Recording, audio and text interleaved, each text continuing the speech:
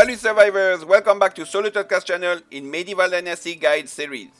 As part of the game, you will recruit NPCs to join your village, and these villagers will spend their lives to develop their village, your village. They will have houses, spouses and children they love, neighbors to talk to, and they will work every day. There is no rest day in Medieval Dynasty. In this video, I will tackle the mechanics on how villagers work. First, I will explain the general villagers' work mechanics. Second, I will address the special case of the farmers in the fields. And finally, I will share several tips and tricks on this topic. During early access, I had prepared a video guide how do villagers work. Since then, several game mechanics have been added to this already complex aspect of the game. Therefore, it was asked by the community to create a new updated version of this video. So here we are, survivors. Now, let's go straight to the video. Part 1. General NPC mechanics. So one first thing very critical to understand from the very beginning is that NPC workers have an animation. For example, here, this gentleman as a lumberjack looks like being cutting wood or making planks. This is only an animation, and this applies to all NPC workers in the game except for the farmers in the barn. So, for this lady here or this gentleman are actually not doing what their animations show. What they are doing, you can then look in your management tab on the building. For example, here in this example, that's a wood shed, and in that wood shed you define what do you want the building to produce, whether it's logs, firewood, sticks or planks, and you define the intensity and the percentages of time that they work on these tasks. And then if you see them chopping wood, it's only an animation. Next point is the blue bars. These progress blue bars are showing the progress toward an activity.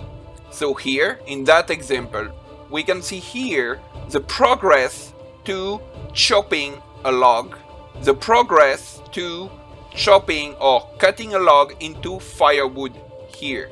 When the blue bar reaches its maximum, it will have completed this task and it will do it again. It's showing a cycle. So you need for all of your buildings to assign tasks in your management tabs. For example, here, this lady is chopping wood, but in fact she's not going to cut the tree, and what you see here is only an animation. Now she's using an axe in this animation, and the woodshed workers definitely require access in order to work. So let's discuss more about the tools. Still with the example of the lumberjack, we can see inside the management tab for every building in the game what are the tools required. So lumberjack of course requires an axe, a miner requires a pickaxe, and many different type of buildings require different type of tools. Now you need to understand that these tools have a durability, and basically the tasks you tell them to do will consume the durability of that axe. So here in my woodshed number 2, I have an axe that got picked up from the resource storage building with a durability of 450. I think that's a bronze axe in that case.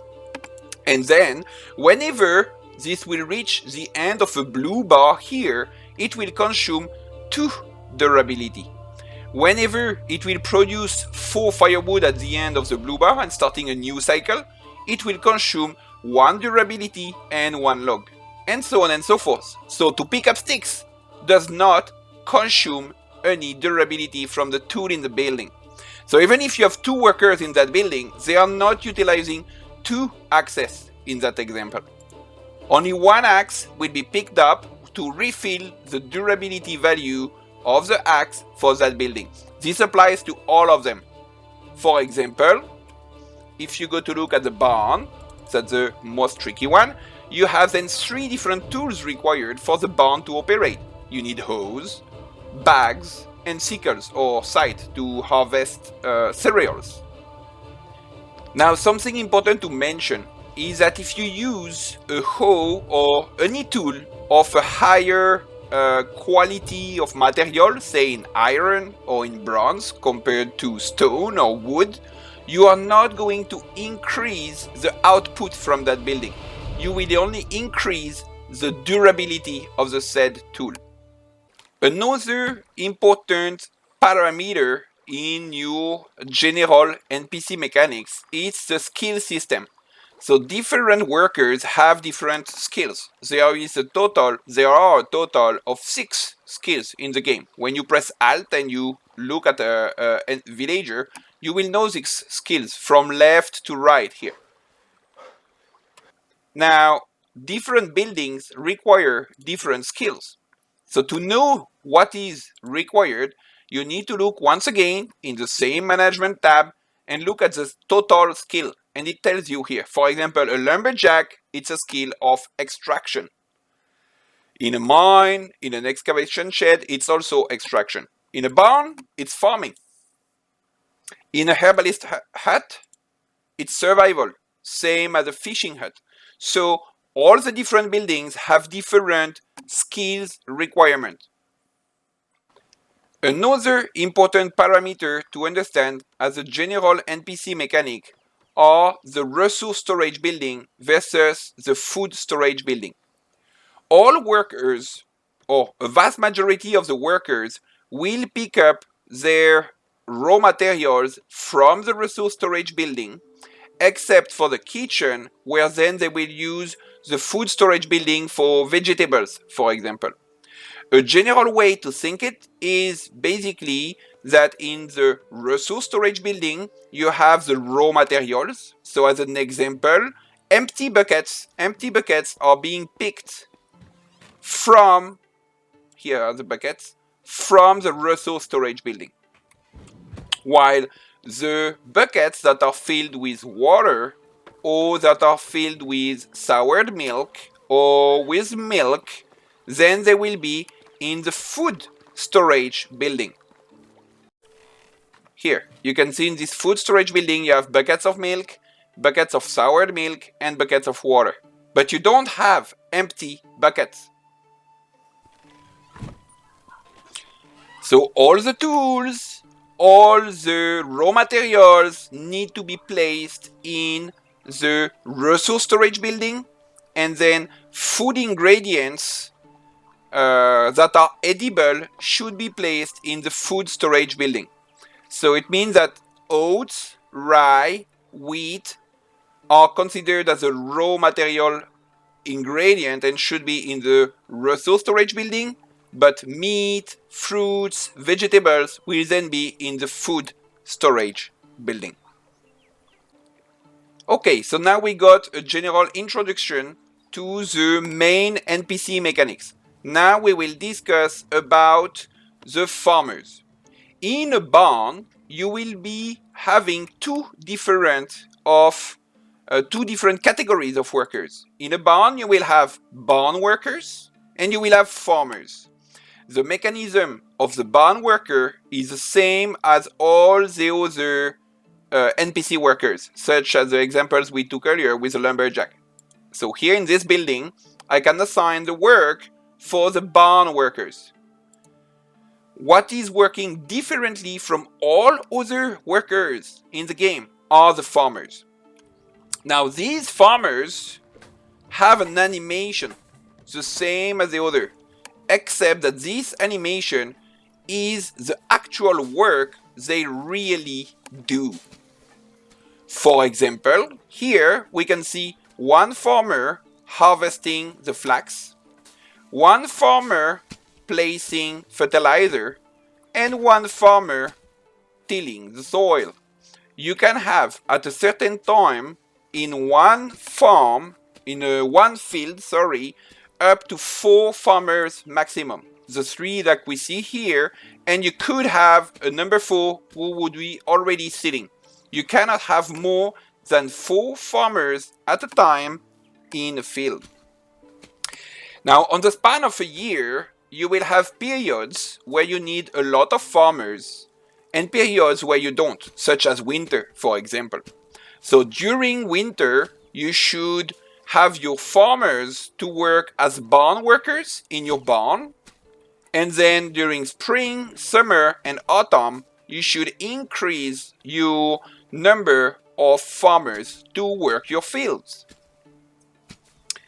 Maybe one little note about the field system and the farmers is that when you have multiple fields, the farmers will prioritize the works on the fields that are adjacent or the closest to the barns they are associated to. Meaning that here, for example, you can see this lady is placing fertilizer and this lady is tilling the soil on this barn. This could honestly be done next season, for example, because it's only next year that we will see again this flax field. They are doing this field first because it's closest to the barn. What would be a most urgent work would be to harvest these cabbages here and seed new cabbages afterwards. But they are not doing that because this field here is further away from this barn compared to this field. Therefore, in your layout of your fields and your barns, you need to consider this and the amount of workers, the amount of farmers you associate to your barns. It's for you to consider, like I did here, to have 2 barns. This way you can prioritize some fields close to this barn or some fields close to that barn. This leads us into the part 3. Some general tips and tricks about these mechanisms.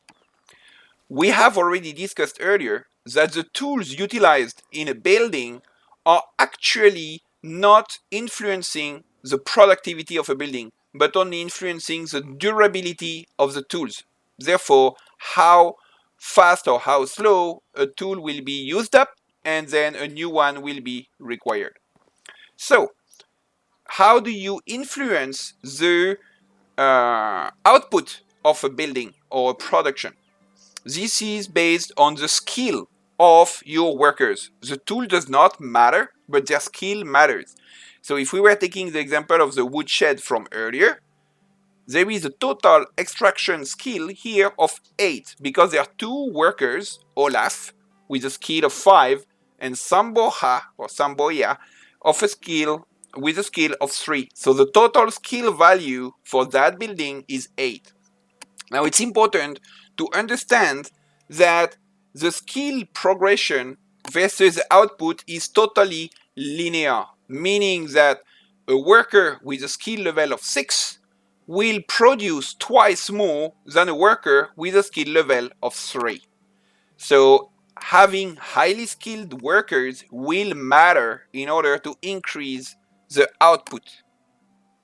The increase in skill of workers will come slowly. When they are working in their buildings for their job, they will slowly gain skill. But some jobs provide a faster skill level up compared to others. I have found that the buildings where you have a high number of items output, such as for example the piggery, these pigs here produce tons of manure every single day.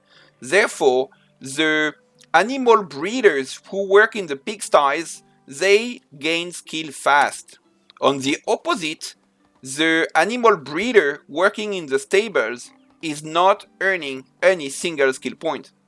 For example, here, if I go to the stables, Kanimir is skill 3 and he has always been skill 3. Since the beginning, since there is a stable, he's there. He's not gaining any skill because that building has 0 output. On the other end, the guy was being assigned to the pigsty at the beginning of the game, became level 9 really fast, and is now working at the cow shed. This is Waldebeer. or Waldebeer. Here, you can see skill 9. So, Depending on the buildings and the output of the buildings, you can have workers to level up their skills faster than others. It's for you to manage that, and don't hesitate to move people from a certain building to another building as long as it is utilizing the same skill. So animal breeders, farmers, or the water carrier are all using farming as an example. Your cook, your missy, your sewing hut workers, and your workshop workers are all utilizing the same skills as well. One specific topic, it's about the market stalls. At some point in the game, you will unlock these market stalls, and that will be for the workers with a diplomacy skill to work in these buildings. Now, these workers, they will level up really fast because they sell a lot of items every day. And regardless of what they sell, the number of items they will sell is based on how much money that salesperson can do.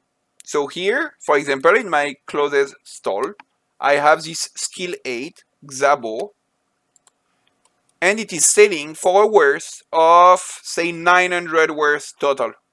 This is based on her skill, or his skill. So basically, if I would sell another product, the total amount would be identical. Now, what is being sold by these market stalls is directly taken from your resource storage buildings. So if, for example, you would like one of your shops to sell flax seeds, probably, then you need to be careful because they could sell all of your flax seeds and you don't have any left to plant the year after. So you should put some seeds aside, for example, in your house storage chest as an example. One last thing to be aware of, and that's a frequently asked question, is in the different buildings, for your NPCs, you have some chests or bags, such as this one here. You can see there is some wool. These chests or bags in every building have two different purposes. One is that in case your resource storage buildings would be full, then their products will be not wasted, but will be placed in that chest. So here, if we have 4 wool in that chest, it's because at some point in time, my resource storage buildings have been full. That's purpose number 1. Purpose number 2 is, as explained earlier, the different tools that your buildings workers will utilize will be picked up from the resource storage buildings. And they will by default utilize the one with the lowest durability.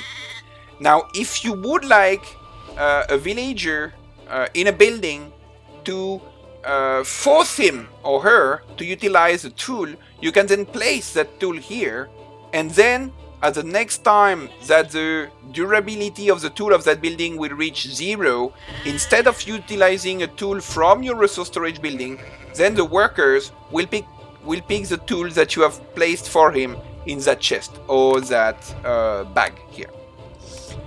On that note, let's toast to the like and subscribe buttons. I appreciate very much the support.